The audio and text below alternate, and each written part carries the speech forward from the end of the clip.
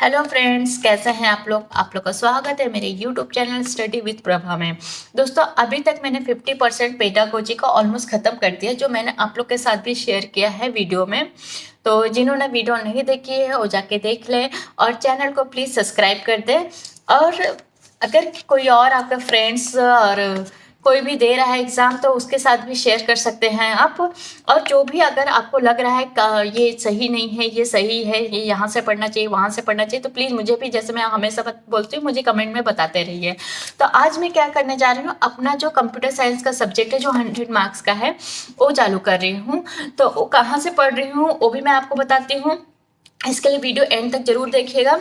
तो दोस्तों, पहले जब मेरे साथ प्रॉब्लम क्या हुई, जब मैंने ये सिलेबस उठा के देखा ना अपने कंप्यूटर साइंस का, तो पहला क्या था, कंप्यूटर सिस्टम एंड ऑर्गेनाइजेशन। इसमें क्या था, introduction to computer system, hardware, software, input device, output device, CPU, ऐसे बहुत सारे, मतलब जो बहुत सारी ऐसी चीज़ें थी जो मुझे लगा कि मतलब मैंने तो पढ़ी हुई, थोड़ा ओवर कॉन्फिडेंस जैसा लगा मुझे। लेकिन फिर भी माइंड में कहीं ना कहीं, जैसे मैं बोलती हूँ, मुझे एक ये रहता है कि एक बार चेक करना ज़रूरी है।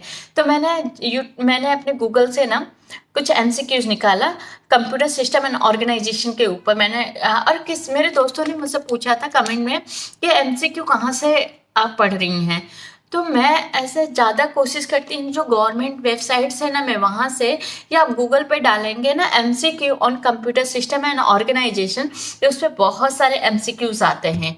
तो आप ऐसा नहीं कि सिर्फ एक ही वेबसाइट से पढ़ें, अब बहुत सारे 2-3 वेबसाइट के एमसीक्यू पढ़ते रहिए। मतलब देख, एक बार ये कैसा है ना, अगर आपने टॉपिक क्लियर किया है फिर आप जाके पढ़ेंगे ना एमसीक्यू, तो आपको फटाफट होता रहेगा कि हाँ, क्योंकि आपको पता रहेगा कि ये है। तो इसलिए मैंने जब देखा इसका एमसीक्यू, तो लिटरली बोलो, मुझे नहीं आता था कुछ भी। तो इसलिए आप लोग को भी बोल रही हूँ, ये सारे सब्जेक्ट आपने भी पढ़े होंगे, जैसे मैंने पढ़े थे एमसीए में, बीएससी में, बीटेक में। तो ऐसे इसको इग्नोर मत कीजिएगा कि नहीं ये पढ़ा है तो नहीं पढ़ना है, इसको एक बार ज़रूर पढ़ लीजिएगा। ठीक है, अगर हमारे एग्जाम में इसके लिए ऊपर क्वेश्चन नहीं आए तो कोई बात नहीं, लेकिन हम आगे के लिए प्रिपेयर हो जाएंगे, लाइक इंटरव्यू में के लिए प्रिपेयर हो जाएंगे। और जैसे हम पढ़ाने जाएंगे क्लास में तभी भी। और दूसरी बात, जैसे बहुत सारे लोग सोचते होंगे कि ना पढ़ाने जाएंगे उसके पहले हम पढ़े, तो मतलब एग्जाम तो क्लियर करें। तो हमें सब पॉजिटिव सोचना है, हम कर लेंगे। ठीक है, तो ये हो गया। तो इसके लिए मैं इसको भी आज से पढ़ना चालू कर रही हूँ। और बहुत सारे बेसिक्स, बहुत सारी छोटी छोटी चीज़ें हैं जो हमें स्टेप बाय स्टेप पढ़नी है। क्योंकि कैसा था, अभी तक क्या था ना कि हमें थियोरी। और मैं एक चीज़ और आपको बताती हूँ, अगर ये थियोरी जैसा कुछ आता तो आप 100% लिख लेते कि इनपुट डिवाइस क्या है, आउटपुट डिवाइस क्या है, ये सारे, क्योंकि हमने थियोरेटिकल एग्जाम दिया था अभी तक। लेकिन जब एमसीक्यू में है ना, बहुत सारी छोटी छोटी चीज़ें जो कंफ्यूज कर रही हैं, तो उसके लिए एक बार फिर से पढ़ना जरूरी है। पढ़ने के बाद एमसीक्यू सॉल्व करना जरूरी है। तो दोस्तों, और दूसरी बात, जो केवीएस ने हमें पहले से बता दिया कि ये इतने सिलेबस आने वाले हैं और ये कहाँ से आएंगे, 11th एंड 12th के कंप्यूटर साइंस से, सीबीएसई के 11th and 12th computer science के एनसीईआरटी की बुक से। अब प्रॉब्लम क्या हो रही कि एनसीईआरटी की बुक मिलेगी कहाँ से हमें। अगर आसपास कोई स्टूडेंट है तो हम उससे ले सकते हैं, लेकिन अगर नहीं है तो हम क्या करें, हम सर्च करने जाएंगे तो बहुत टाइम लग रहा है। जैसे मैंने सर्च किया, बहुत जगह देखा, तो कैसे बहुत सारी जगह ऐसा था कि डाउनलोड नहीं कर सकते थे।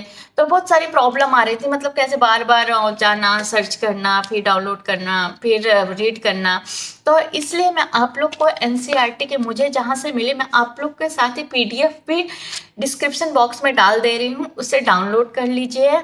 अगर कोई उसका प्रिंट आउट निकाल सकता है तो प्रिंट आउट के थ्रू पढ़िए। अगर प्रिंट आउट नहीं निकाल सकते, जैसे कुछ बेसिक जो इम्पोर्टेंट टॉपिक है उसके आप क्या कीजिए, प्रिंट आउट निकाल लीजिए। जो लग रहा है कि भाई इसको पढ़ना मतलब बहुत ज़्यादा इंपॉर्टेंट लग रहा है तो उसके प्रिंट आउट निकाल लीजिए। और जो नहीं, जैसे नॉर्मल लग रहा है कि भाई एक बार पढ़ने पे हो जाएगा, क्लियर हो जा रहा है, तो उसको आप ऐसे पीडीएफ से पढ़ लेंगे तभी भी कोई बात नहीं। तो मैं पीडीएफ अपलोड कर रही हूँ, उसको देख लीजिए, जो बहुत ज़्यादा इंपॉर्टेंट है। और तीसरी बात क्या थी, हाँ, मेरे कुछ दोस्तों ने कमेंट करके मुझे बोला है कि ये बताने के लिए कि मैं कहाँ से पढ़ती हूँ, मतलब कौन से यूट्यूब चैनल से पढ़ रही हूँ। तो दोस्तों, मैंने पहले भी बताया था, मैं अभी भी बता रही हूँ, जो मैंने इंग्लिश का ग्रामर है, मैं डियर सर करके एक यूट्यूब चैनल है डियर सर, वहाँ से मैं पढ़ रही हूँ। आप लोग भी जाइए, वहीं से पढ़िए, वहाँ से पढ़िए, मतलब वो एक बार जरूर देखिए। अगर आपको वहाँ से लग रहा है कि ठीक है, समझ में आ रहा है, तो ठीक है, कंटिन्यू कीजिए। अगर ऐसा नहीं है तो आप कहीं और से भी पढ़ सकते हैं। लेकिन जहाँ तक मैंने अभी तक पढ़ा, क्योंकि मेरा बेसिक भी क्लियर नहीं था, तो मैं बहुत सारी चीज़ें, अगर आपको इंग्लिश की ग्रामर में कुछ भी इंफॉर्मेशन चाहिए, कुछ भी ऐसा लग रहा है कि ये नहीं समझ रहा है, आप मुझसे पूछना चाह रहे हैं, तो आप कमेंट में ज़रूर बताइए, मैं आपको ज़रूर बता दूंगी। और क्वेश्चन सॉल्व, मतलब प्रॉपर ट्रिक के हिसाब से मैं आपको बताऊंगी। दूसरी बात, पेडागोजी का जो सब्जेक्ट है, पेडागोजी का सब्जेक्ट मैंने पहले भी बोला, अध्ययन मंत्रा से आप पढ़िए। अध्ययन मंत्रा का जो रोहित सर का क्लास चलता है यूट्यूब पे, रोज उनकी क्लासेस चलती हैं। वो क्वेश्चन MCQ सॉल्व करवाते हैं, और जो बहुत ही ज़्यादा इंपॉर्टेंट है।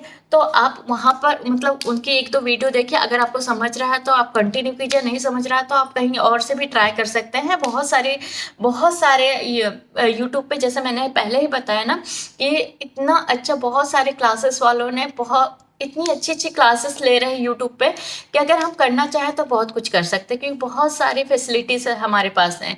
बस ये है कि हमारे पास टाइम रहना चाहिए। जैसे मैं मेरा बता रही हूँ कि मुझे टाइम नहीं मिलता, जैसे कि बच्चा सोने के बाद, मुझे बाकी अपने काम निपटाने के बाद जब टाइम मिलता है तब मैं पढ़ने जाती हूँ। और प्रॉब्लम क्या होती है, जैसे मैं पढ़ने बैठूंगी, पीछे से आवाज़ आती है, मम्मा आ जाओ। तो ये सारी चीज़ें हमारे साथ होती, मतलब मेरे साथ हो रही है। अगर कोई वुमेन हो गए तो मैं समझ सकती हूँ, उनके साथ भी ये सब प्रॉब्लम होती होगी। और फैमिली में रहेंगे तो कुछ और भी। देखो, फैमिली के रहने से 2 टाइप की प्रॉब्लम होती है।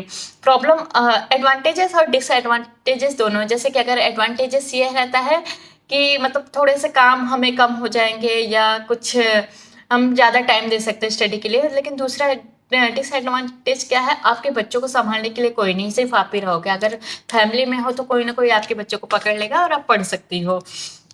तो इसलिए मैंने आपको वेबसाइट भी बता दिया, आपको यूट्यूब भी बता दिया, और मैं यहाँ पर अपने लिंक पे PDF भी अपलोड कर रही हूँ।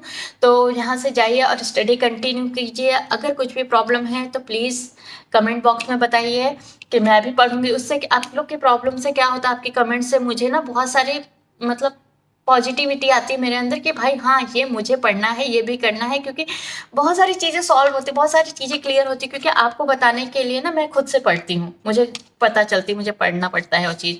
तो ठीक है, और कल से ये स्टार्ट करेंगे, कंप्यूटर सिस्टम एंड ऑर्गेनाइजेशन क्या है। मैं ओरली आपको थोड़ा थोड़ा बताती जाऊँगी, जो मेन टॉपिक है वो आपको बताती हूँ। तो ठीक है, वीडियो यहीं पर स्टॉप करते हैं। अगर वीडियो अच्छी लगी तो प्लीज़ उसे लाइक, शेयर और सब्सक्राइब जरूर कीजिएगा। और कुछ भी प्रॉब्लम है, जैसे भी है, आप लोग कहाँ से पढ़ने, कैसे पढ़ने, कुछ भी अच्छा टॉपिक है तो प्लीज़ उसे कमेंट बॉक्स में ज़रूर शेयर कीजिए। Thank you so much, bye bye, all the best.